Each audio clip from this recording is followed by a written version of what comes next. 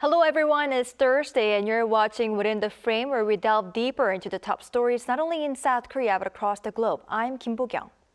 North Korea claimed to have fired 4 strategic cruise missiles last Thursday. This came a day after South Korea and the United States held their nuclear drills and trilateral maritime exercises with Japan that week. The regime later added in a statement that further provocations by the U.S. would be considered a declaration of war. Now, meanwhile, during the 4-day session of a key party meeting that ended on Wednesday, the North Korean leader called on all farms across the country to step up their grain production and meet the goals, quote, without fail. Now, pundits say the plenary meeting focusing specifically on agriculture is quite rare. Why is North Korea struggling with its food crisis so much? Is there a possibility that the regime would continue provocations, including a 7th nuclear test? For an in-depth analysis on North Korea's recent issues, we invited Jung Gu-yeon, associate professor at Gangwon National University, on the line. Professor Jung, welcome to the show. All right, and we also have Ifang Bremer, Seoul correspondent from NK News, on the line as well. Mr. Bremer, good to have you with us. Yeah, thank you for having me. All right, Mr. Bremer, let's give you the first question. Let's first tap into North Korea's recent missile launch. After firing an ICBM and 2 short-range ballistic missiles, Pyongyang claimed to have fired 4 Hwasal-2 strategic cruise missiles toward the East Sea last Thursday. Now, first of all, what are these strategic cruise missiles? Well, according to North Korea's state newspaper, the Northern Shinmun, it reported that these 4 missiles flew a distance of around 2,000 kilometers in oval and figure-8 patterns, landing in the East Sea. The Korean People's Army said these recent cruise missile tests were conducted by its nuclear combat force to train what it called a fatal nuclear counterattack, suggesting that it can carry at least a small nuclear load, but actually we don't have evidence that it's capable of that. And that's because we know very little about these cruise missiles. We haven't seen actual footage of them, just photos. So we also don't know how high tech they are, because that really determines its ability to, do what cruise missiles are good at, which is to avoid buildings, to be very precise, to fly through mountainous terrain. So yeah, we all don't know that yet. Right, so there are no much information yet. Now, Professor Jung, usually when North Korean missile launches are detected, they're announced immediately by Japan, South Korea, and the United States. But there weren't any announcements this time. Rather, Japan said it could not confirm the flights of any missiles, while South Korea, too, said an analysis was underway on whether or not the North's claim was true. Is this because such missiles are hard to detect, or could it be false information from North Korea? Oh, well, South Korean military is weighing the possibility that it was a decision tactic, which aimed at escalating tensions by falsely claiming provocations against the South and the United States.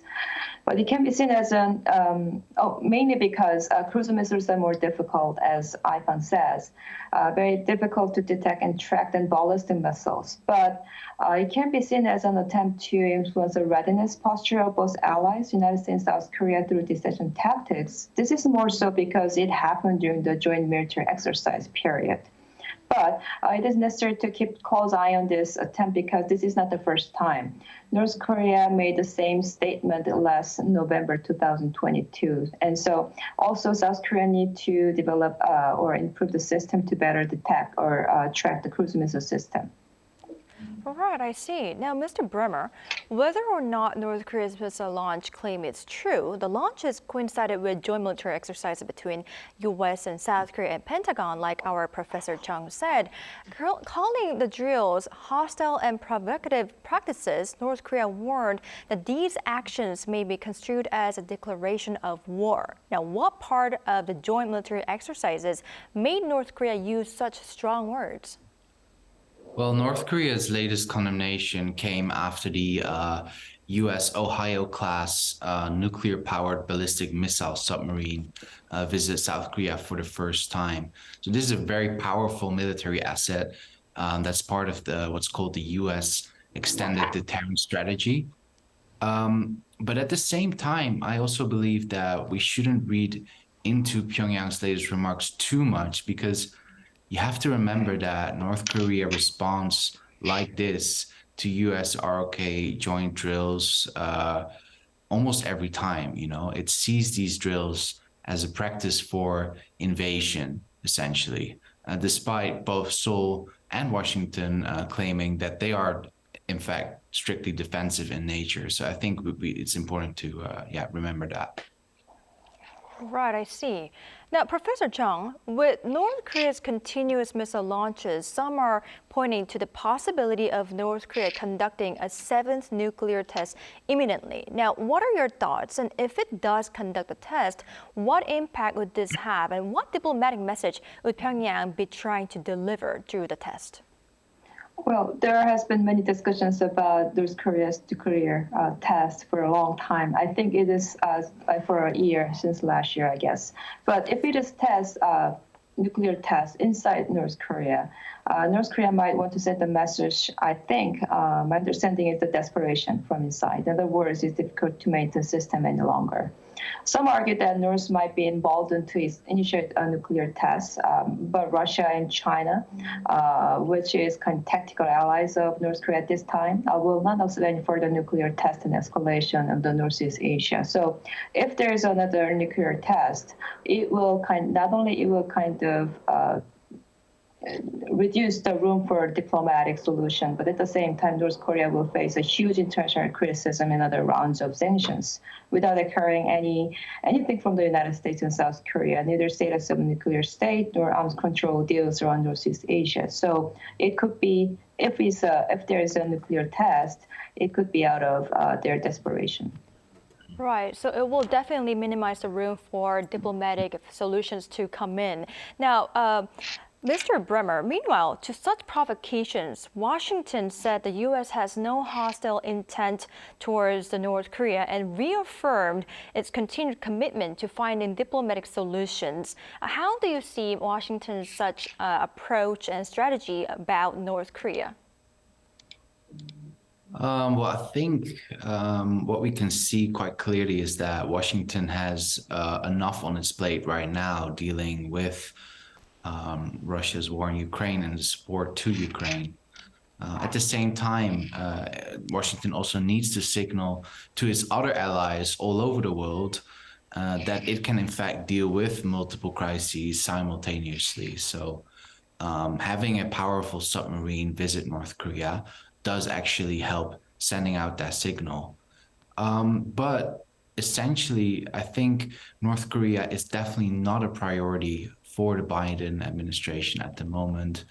From what I can tell, Washington's approach to North Korea at the moment seems rather reactive than proactive. I think that's the big takeaway of how we're seeing Washington respond to North Korea at the moment and what seems to be a strategy. Right, so the response seems to be quite reactive because it already has so much on the plate to consider. Now, Professor Chung, however, Seoul's unification minister said that North Korea might launch an ICBM at a normal angle, and he added this could make Washington consider the move as an existential threat. If such a missile launch does take place, would Washington have to turn away from its commitment to diplomatic efforts? Well, I think it is very clear if North Korea launched the ICBM or other types of missiles at a normal angle, the repercussions are clear, either to the U.S. allies in the regions or U.S. mainland continent. The repercussions would be pretty clear, and the proportional response from the United States will be clear. So that's why I think, even though I'm not sure about the reentry technology is completed by the North Korea yet, but if it is, then North Korea cannot easily, attempt to launch a missile at a normal angle. That's why I think they are measured the limit of escalation in and out of the Korean Peninsula. Right, I see. Now, Mr. Bremer, let's shift gears a little bit here. Pyongyang convened a meeting of its ruling party leadership to discuss agricultural issues, and Seoul's unification ministry said it was very rare for North Korea to announce a special meeting on agriculture strategy, proving that Pyongyang's food situation seems to have deteriorated very much. Now, could you elaborate on how serious the food shortage situation is right now? Well, we know from price data secretly communicated by sources within the country that the prices for rice and corn have actually gone up. And meanwhile, satellite data shows that North Korea's crop output decreased last year. The difficult thing is that without any foreign observers on the ground, all the international organization personnel left in March 2021, it's really hard to estimate the true extent of the DPRK's food problem. The World Food Program told me last week that it cannot conduct household surveys, so it's very difficult for them to estimate the situation. But in general, we can say that the UN estimates that over 41% of the country is undernourished right now. So that's about 11 million people. That's a really big number. And this number is so high that mass starvation is a real risk, experts say. At the same time, if there really would be a state of mass starvation already, the spillover effects would already be noticeable, I hear from sources. So you might be able to even see it from Kaesong, people standing in line, more people trying to defect. We're not seeing that at the moment right now, but it's quite clear that the situation is dire in the north. Right. So although we cannot specifically tell how the extent is right now in North Korea, but we can still tell the situation is quite dire. Now, Mr. Bremer, I'd like to ask you one more. This makes me wonder, how did the food situation become so precarious? I mean, what brought about the collapse of North Korea's food distribution system to this level? Yeah, that's a good question. So North Korea has always faced issues with hunger, as we know, but during the pandemic, the leadership decided to hermetically close the borders, even more than North Korean borders were already closed, to keep out COVID-19, essentially blocking the lifeline of the country. Its borders to Russia and China is where a lot of smuggling would happen, also of food. So yeah, that was all cut off. At the same time, North Korea is very vulnerable to extreme weather events that, because of climate change, seem to only increase as climate change progresses. So in general, North Korea faces quite a big of risks when it comes to food security. But I think a very important part is that farmers are simply not incentivized to meet these really ambitious production goals the government has. And that's a problem that's just inherent to North Korea's socialist system. They cannot make a profit. So state media now this week was showing farmers getting these really new nice looking houses, perhaps in an attempt to incentivize them to work even harder to meet these ambitious production goals.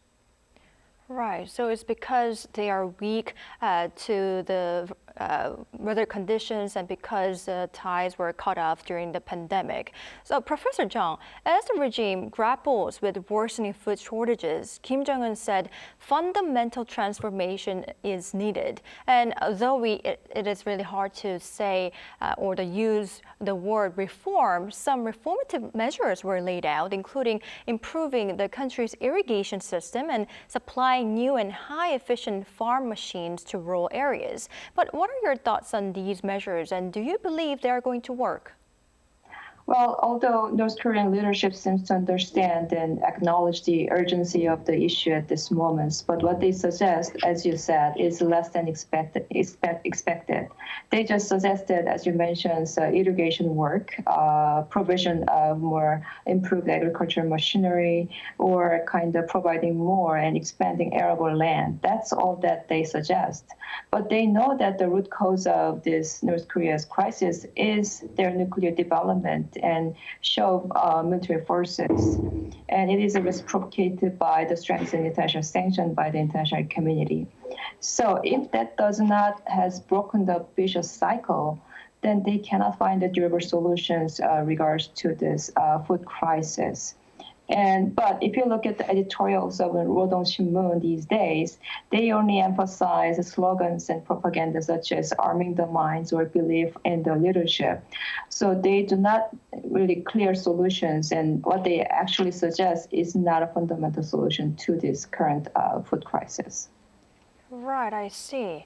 Now, Mr. Bremer, I'd like to shift gears a bit again. We cannot leave out the discussion on Kim Joo-hae, can we? Headline-grabbing daughter has again made a public appearance attending a groundbreaking ceremony for a new street in Pyongyang, and this time she was unusually seen with a shovel. Now, what significance did Kim Joo-hae's appearance at the ceremony have? Well, her father, Kim Jong-un, has been putting a lot of emphasis on the North Korean youth lately. So he's been visiting prominent schools in Pyongyang, and last year he even linked North Korea's pursuit of nuclear weapons to the goal to protect North Korea's children's future. So again, during a speech at this groundbreaking ceremony that he and his daughter attended, Kim praised the country's youth groups. So he really seems to be trying to address the youth, trying to mobilize them even more for his construction projects, perhaps also for his agricultural goals. And the fact that his daughter is present at these groundbreaking events and is now seen with a shovel in her hands might reflect Kim Jong-un's recent focus on North Korean youth. That's how I would read up on this. Yeah. Right. So Kim Jong-un is right now focusing and stressing the importance of next generation, right? Professor Jung, the unification minister, said it is too early to tell if this Kim Joo-hae is a true heir apparent of leader Kim Jong-un, but did not even rule out the possibility either. Now, what is your takeaway on this? Well, I agree with Minister Kwon. It is clear that North Korea is showing off that it will ensure the first hereditary succession. But I'm not sure it is the right thing to whether Kim Joo-hae is the first one. The more important point you might raise against this issue is why now? Why Kim Joo-hae receiving so much spotlight these days? As we discussed briefly earlier, North Korea is experiencing food crisis, and they are kind of closing their doors against outside. Maybe because they don't have any achievement except for the nuclear development. Kim Jong-un needs a new means and new achievement to unite their regime to sustain their survivability. But Kim Joo-hae is the only one thing that can actually show off as an instrument to kind of mobilize their people. If that's the case, then we need to get serious about the regime survivability of the Kim Jong-un. Right. So though Kim Joo-hae is under the spotlight right now, we cannot be sure if she is really a true heir apparent for the Kim Jong-un. All right. That's right. Right. Unfortunately, this is all the time we have for today's edition, but thank you, Professor Chung and Mr. Bremer, for giving us a better understanding of what the reclusive regime has in mind. We appreciate it. Thank you for having me. Thank you. All right, that's all for Within the Frame tonight. We will be back tomorrow with more in-depth stories. Thank you for watching and goodbye.